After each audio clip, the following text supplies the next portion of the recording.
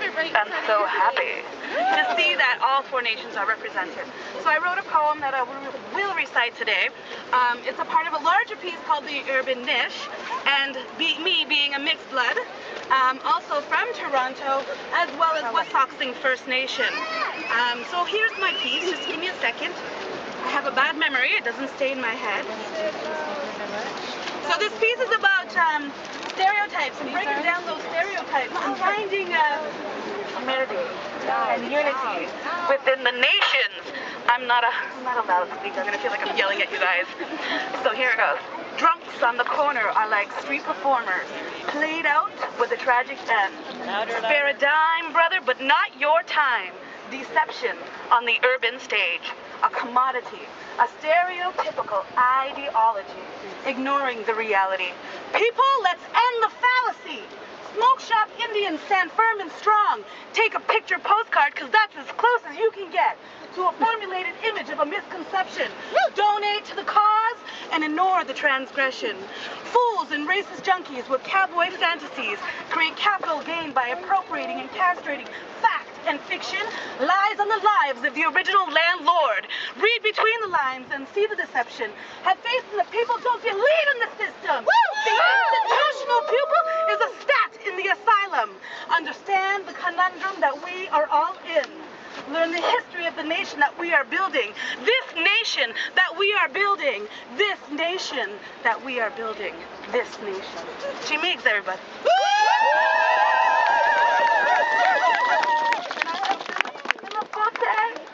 Where's our pipe?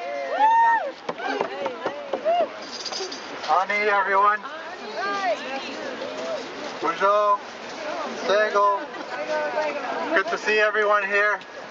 It's truly inspirational to see all the people gathered here as Tecumseh tried to do in the 1800s. And you know, when I was just looking around at some of the signs here, I have a 5-minute speech I'm going to read. Keep it serious. But you know, Bill C-45 is like the smallpox blanket of our times.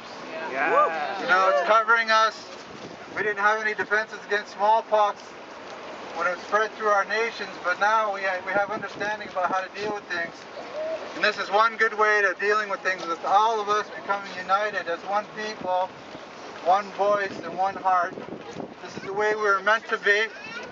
This is the only way we're going to be able to stop what's happening in this country and in this, on Turtle Island.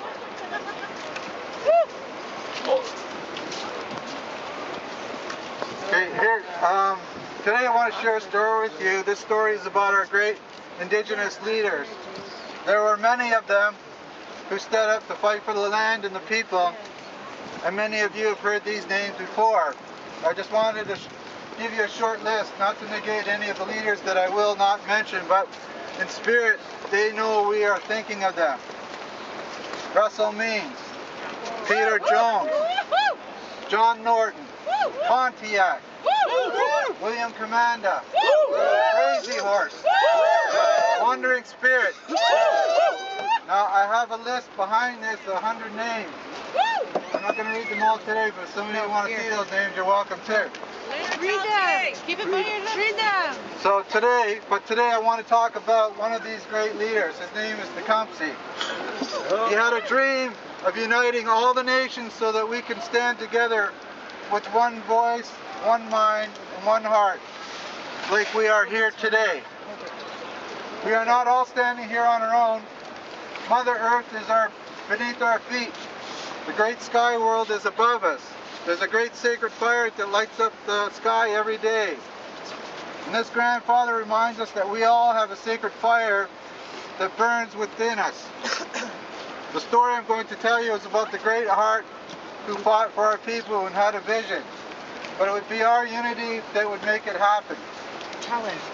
Tecumseh began to consider an intervention that would allow him to capture the minds and the confidence of all the nations that were part of this alliance, and to win over those nations who still stood undecided. So there's 100,000 Native people in Toronto, and how many are here? So we need great voices to come up and inspire these people to come and join in this movement. because this movement is about the future of our people, and just like the grandmother Pauline, who did that special ceremony for those children, it's about our future. Tecumseh decided that he needed to go on a fast for 7 days. Prior to this decision, the Fort Wayne Treaty was signed against Tecumseh's declaration of the Pan-Indian Alliance. And there where no nation could sign away lands without consent of all the nations. And I think that's what we're doing now. We're uniting, we want to make a decision as one people.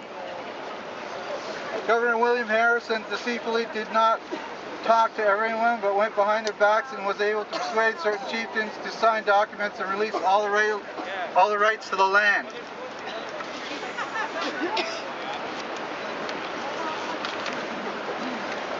Tecumseh began his 7-day fast. This was an inward journey connecting him to the great Manitou. During his vision quest, he received a very powerful sign, showing him images of things to come. He saw a giant comet passing the earth in the southern hemisphere and was shown a number of days that it would pass until the next great event, which was the shaking of the earth. This was not the first time Tecumseh had prophetic visions. Earlier in his life, he had predicted the solar eclipse, which was documented. Tecumseh began to prepare his device to deliver this prophetic vision to the Alliance, in the way of understanding that all nations would know, inform them, in time to come together. This later became known as the Shawnee Sacred Slab. This sacred slab I brought a replica right here, so if you can just open that up and show people. The sacred slab was comprised of petroglyph images carved into the bottom to the top in order of events, the number of days between the events. And along with the sacred slab, 21 sticks were painted red, and the instructions to throw one away each full moon. The last one was to be broken into 13 pieces, and each piece was to be burnt consecutively for 13 days. The first one was to be burnt after the great comet passed the southern sky in the hemisphere. And when the last piece was burnt, all the nations were preparing themselves for a great shaking of the earth, and the passing of a great event would be known as the New Madrid earthquake, which was the largest earthquake recorded in North American history. Now the reason why I'm talking about Tecumseh is because Tecumseh spoke of an alliance, and I think that's why we're all here. We're creating this alliance, and it's important because this is the 200th anniversary. It will be this October 5th when Tecumseh died in battle. So, idle no more!